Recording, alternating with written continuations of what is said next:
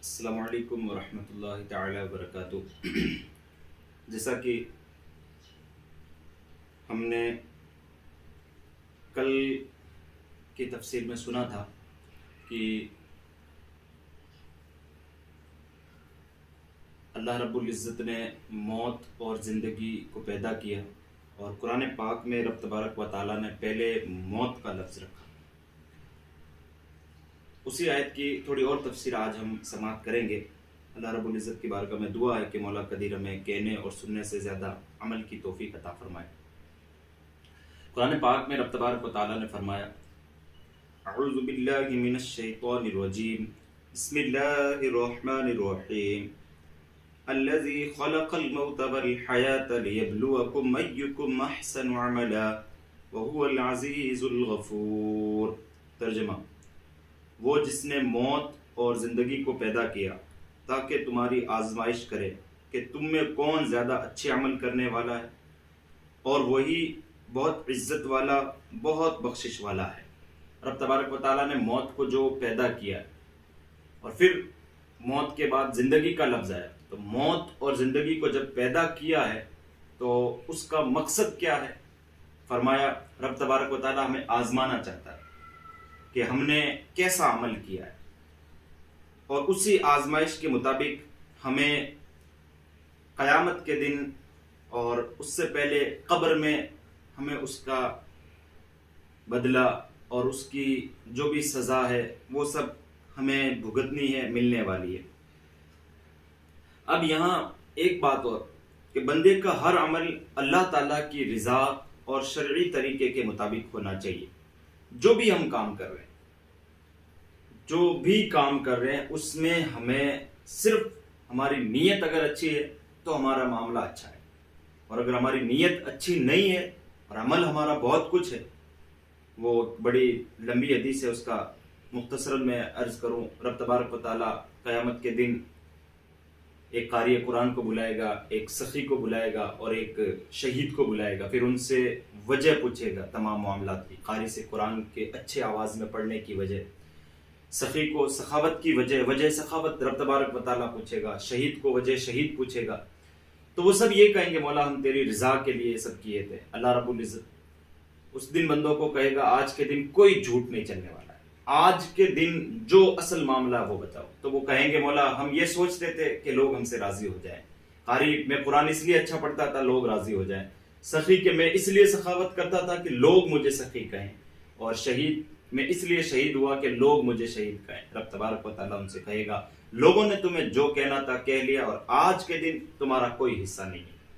تو پھر ہمارا جو بھی کام ہے، معاملہ ہے، جو بھی ہے، وہ اللہ اور اس کی رضا کے لیے ہونا چاہیے۔ قرآن پاک میں اللہ رب العزت ایک جگہ فرماتا ہے، انما الہکم الہ واحد، انما الہکم الہ واحد، فمن کان یرجو لقاء ربہ فلیعمل عملا صالحا ولا یشرک بعبادت ربہ احدا۔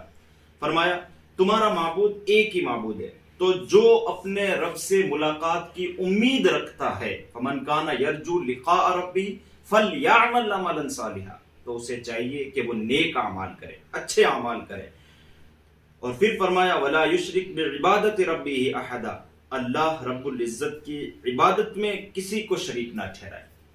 تو ہمارا جو بھی معاملہ ہو وہ اللہ اور اس کے رسول کی رضا کے لیے ہونا چاہیے۔ فرمایا گیا کہ بندہ مومن جب گھر سے نکلے، نماز کے لیے نکلا ہے، کسی بیمار سے ملاقات کے لیے نکلا ہے، کسی کے جنازے میں شرکت کے لیے گھر سے نکلا ہے، کسی مومن دو مومنوں کی ایسی نکاح میں شرکت کے لیے گزرا جہاں کوئی غیر شرعی امور نہیں ہے، تو بندہ اس وقت گھر سے یہ نیت کر کے نکلے کہ مجھے راستے میں اگر کوئی اسلامی بھائی ملے گا تو میں اسے سلام کروں گا، اور اگر راستے میں کوئی تکلیف دہ چیز مجھے ملی تو میں اس کو اٹھا کے سائیڈ میں کر دوں گا، اور اگر کوئی ضرورت مند مجھے ملا تو میں اس کو کچھ روپیہ صدقہ اور خیرات کر دوں گا۔ تو بندہ مومن نے ابھی نیت کی ہے، اللہ رب العزت اسے اس کا ثواب اللہ رب العزت کے فرشتے اس کا ثواب لکھنا شروع کر دیتے ہیں۔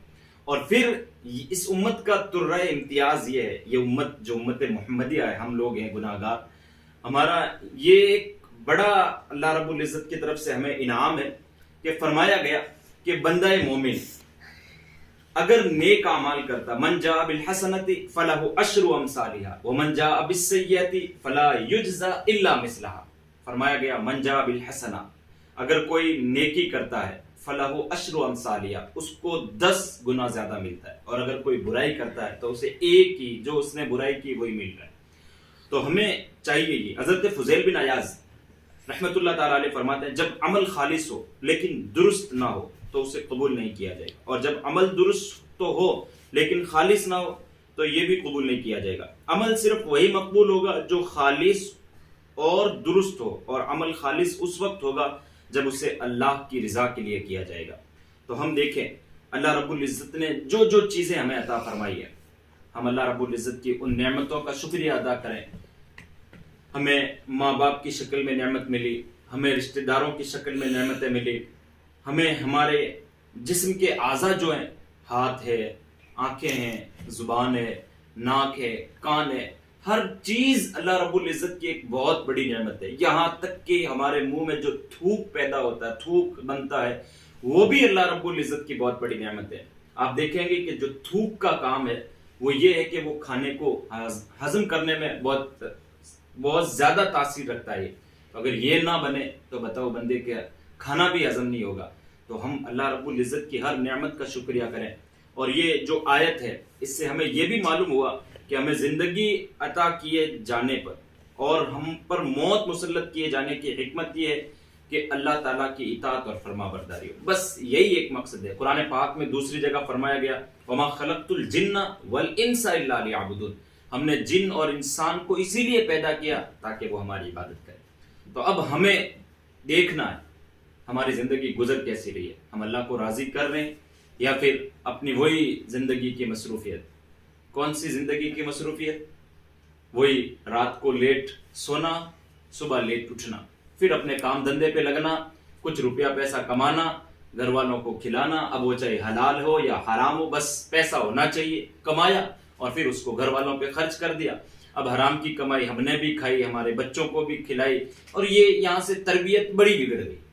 یہاں سے تربیت بگڑ گئی بندے کی، اور جب تربیت بگڑ گئی، حرام کا لقمہ خود نے بھی کھایا، اپنے گھر والوں کو بھی کھلایا، تو پھر بندے کے جو تمام معاملات ہیں وہ دھیرے دھیرے خراب ہونے لگتے ہیں. تو بندے کو چاہیے کہ وہ اللہ رب العزت کی رضا کرے، اللہ رب العزت کی عبادت کرے، رب تبارک و تعالیٰ کو راضی کرنے کے لیے تمام معاملات کرے. قرآن پاک میں اللہ رب العزت فرماتا ہے یہ جو دنیا ہے، ہم نے اس دنیا کو سب کچھ سمجھ رکھا ہے. ہم سوچ رہے ہیں بس یہیں رہنا ہے، نہ جانے کتنوں کو ہم نے ہمارے کاندھے سے اٹھا کے قبرستان میں لٹا دیا ہے، کتنوں کی قبر پر ہم نے پڑھ دیا منہا خلقناکم وفیہا نعیدکم ومنہا نخرجکم تارۃ اخری. اور ایک اور نقطہ میں یہاں عرض کروں کہ یہ جو دعا پڑھتے ہیں وہاں، یہ اس مردے کے لیے نہیں، یہ بندے کو خود کو اللہ رب العزت کہہ رہا ہے بندے پڑھ تو منہا خلقناکم، ہم نے تجھے اسی مٹی سے پیدا کیا ہے، وفیہا نعیدکم، اور اسی سے اٹھائے اور اسی میں لوٹائے جاؤ گے، ومنہا نخرجکم تارۃ اخری، اور اسی سے پھر واپس تمہیں نکالا جائے گا. تو بندہ مومن کو یہ ہمیشہ خیال رکھنا چاہیے کہ اس بندے کو وہی کام کرنا چاہیے جس سے اللہ اور اس کے رسول راضی ہو جائے.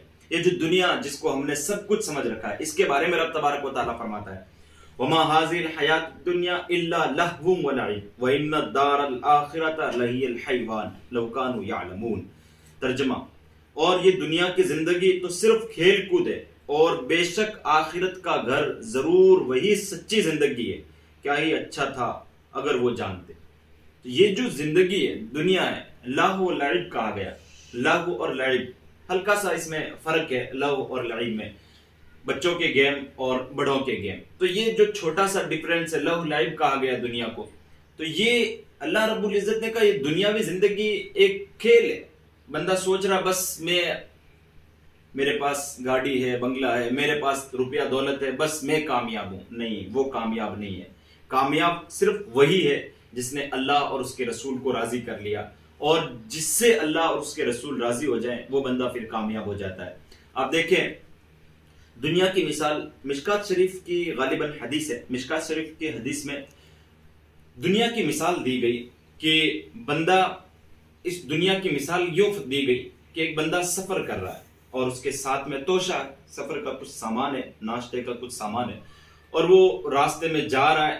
اب ہم اس مثال کو وہ حدیث پاک میں گھوڑے کی مثال دی گئی ہے اور توشے کی مثال دی گئی، اس کو ہم یوں سمجھیں اپنی زبان میں، وہ حدیث مشکات شریف میں، لیکن میں اس کے ایک مثال اس زمانے کے حساب سے، مثلا ہم کہیں سے چل رہے ہیں، ہمیں اگر سفر کرنا ہے گھر سے 60 کلومیٹر یا 70 کلومیٹر یا 90 کلومیٹر کی دوری پر ہمیں سفر کرنا ہے، اور ہم نکلے 40-50 کلومیٹر کے بعد ہم تھک گئے اور ہم کہیں بیٹھے کسی ہوٹل پر، ہم نے تھوڑی دیر ناشتے کے لیے بیٹھے، وہاں ناشتہ کیا اور پھر وہاں سے ہم روانہ ہو گئے۔ اب بندہ جتنی دیر وہاں ٹھہرا، اس نے ناشتہ کیا، فقط اتنی سی مثال پوری دنیا کی دی ہوئی ہے۔ آپ دیکھیں کتنی لمبی دنیا، کتنی لمبی زمانے سے چلی آ رہی ہے اور کب تک چلے گی، اس کی پوری مکمل اتنی سی دی ہوئی ہے۔ تو ہم غور کریں، یہ دنیا، اس کو ہم سب کچھ نہ سمجھ لیں۔ یہ دنیا جو ہے یہ فانی ہے اور یہ دنیا بس چند دنوں کی مہمان ہے، پھر یہاں سے یہ سب رخصت ہو جائیں گے۔ پھر اللہ رب العزت ایک اور جگہ ارشاد فرماتا ہے وما اوتیتم من شیء فمتاع الحیات الدنیا وزینتها وما عند اللہ خیر وابقى افلا تعقلون۔ فرمایا اور جو کچھ چیز تمہیں دی گئی ہے تو دنیاوی زندگی کا ساز و سامان اور اس کی زینت ہے، بس اس کی زینت ہے، اور جو اللہ کے پاس ہے وہ بہتر ہے، جو اللہ کے پاس ہے وہ سب سے زیادہ بہتر ہے۔ اور پھر ایک جگہ اور فرمایا انا جعلنا ما علی الارض زینۃ لها لنبلوہم ایہم احسن عملا، بے شک ہم نے زمین پر موجود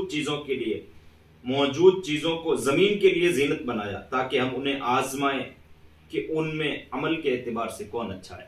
آپ دیکھیں اللہ رب العزت نے اس دنیا کو بنایا، صرف بندوں کو جو موت اور زندگی دونوں دی ہے اس کا ایک ہی مقصد ہے، وہ یہ ہے کہ اللہ رب العزت انہیں آزمائے گا۔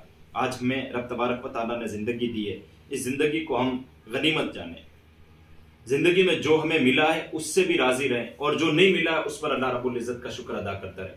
شکر بندے کو ہر حال میں کرنا چاہیے۔ میں آخری بات عرض کروں، شکر کے حوالے سے ایک حکایت درج کی جاتی ہے کہ ایک بادشاہ تھا، اس کے دربار میں ایک وزیر رہتا تھا، وہ وزیر ہر وقت خوش رہتا تھا۔ تو اس سے کسی نے، بادشاہ نے جب دیکھا کہ یہ بندہ ہر وقت خوش رہ رہا ہے، کبھی اس کے چہرے پر کوئی غم مگن کوئی ہے ہی نہیں چیز، ہمیشہ خوش رہ رہا ہے، تو بادشاہ نے دوسرے وزیروں سے پوچھا اس کی خوشی کی وجہ کیا ہے اور یہ اتنا خوش کیوں رہتا ہے۔ بادشاہ نے پوچھا کہ یہ اکیلا بندہ ہے، اس کی دنیا میں اور کوئی ہے نہیں، اس کی فیملی میں اس کی بیوی بچے نہیں ہیں؟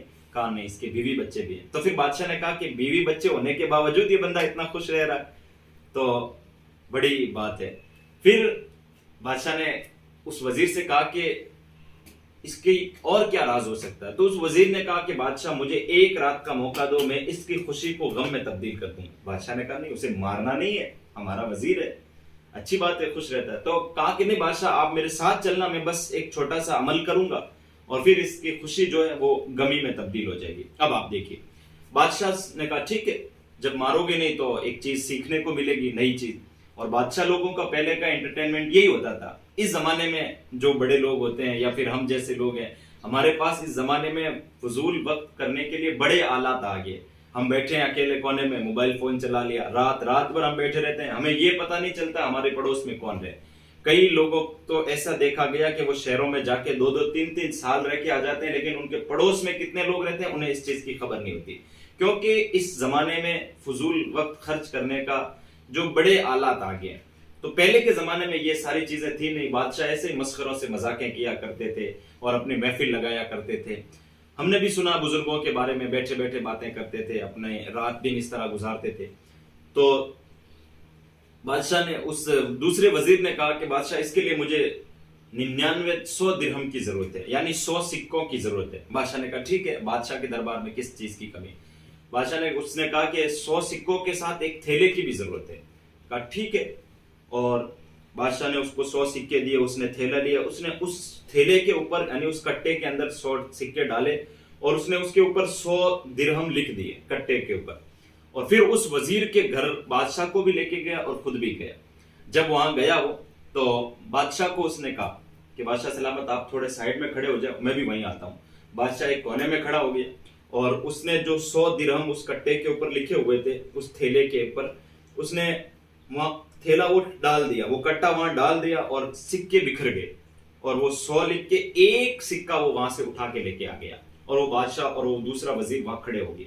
پوری رات وہ بندہ جب باہر نکلا، رات کے پہر میں تھوڑے دیر بعد گھر کے باہر، جب اس نے دیکھا کہ میرے گھر کے آگے درہم کا ایک کٹا پڑا ہے، ایک تھیلا پڑا ہے جس میں درہم ہے، تو اس نے وہ سارے پیسے جمع کیے اور اندر گیا اور پھر اس کو کاؤنٹ کرنے لگا۔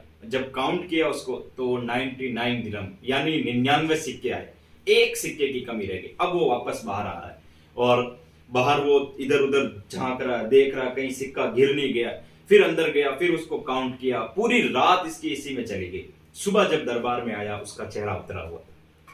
بادشاہ نے کہا کہ آج کیا وجہ ہے، تمہارے چہرے میں وہ تر و تازگی نہیں ہے جو ہونی چاہیے، جو روز ہوتی ہے؟ کہ بادشاہ مجھے ایک چیز نے آج فکر میں ڈال دیا۔ کہ کیا؟ کہ وہ یہ ہے کہ میرے گھر پہ کوئی تھیلا رکھ کے گیا اور اس کے اوپر 100 درہم رکھے ہوئے تھے، لیکن 99 درہم تھے، ایک درہم اس میں تھا نہیں۔ بادشاہ نے کہا یہ بندے، جب تجھے 99 درہم مل گئے تھے تو اس کا شکر ادا کرنا چاہیے، صرف ایک جو نہیں ملا اس کے پیچھے تو نے اپنی پوری رات کیوں برباد کی، اور اپنے آپ کو کیوں فکر میں لایا، اپنے آپ کو کیوں ٹینشن میں لایا؟ ٹھیک یہی حال آج ہمارا ہو گیا۔ ہمیں ملا ہوا جو کچھ ہے اس پر ہم شکر نہیں ادا کر رہے، اس پر راضی نہیں ہے، ہم حل میں مزید کے چکر میں ہمیں اور مل جائے، ہمیں اور کچھ عطا ہو جائے، ہمیں اور کچھ عطا ہو جائے، بس اس چیز پر راضی ہو جاؤ۔ حضرت علی فرماتے ہیں جو رب تبارک و تعالیٰ کے تھوڑے دیے ہوئے رزق پر راضی ہو گیا، رب تبارک و تعالیٰ قیامت کے دن اس کے تھوڑے عمل پہ بھی راضی ہو جائے گا۔ اللہ رب العزت کی بارگاہ میں دعا کرتے ہیں کہ مولا قدیر ہمیں ان تمام باتوں پر عمل کرنے کی توفیق عطا فرمائے، اور انشاءاللہ سورۃ الملک کی تفسیر آگے ہماری جاری رہے گی۔ آپ تمام حضرات اس کو بغور سنیں اور اپنے تمام احباب دوستوں کو اپنی اس لنک کو شیئر کریں، اور ہمارے چینل کو بھی آپ سبسکرائب کریں۔ اللہ رب العزت کی بارگاہ میں دعا ہے مولا قدیر ہمیں دارین کی نعمتوں سے مالا مال فرمائے۔ السلام علیکم ورحمۃ اللہ وبرکاتہ۔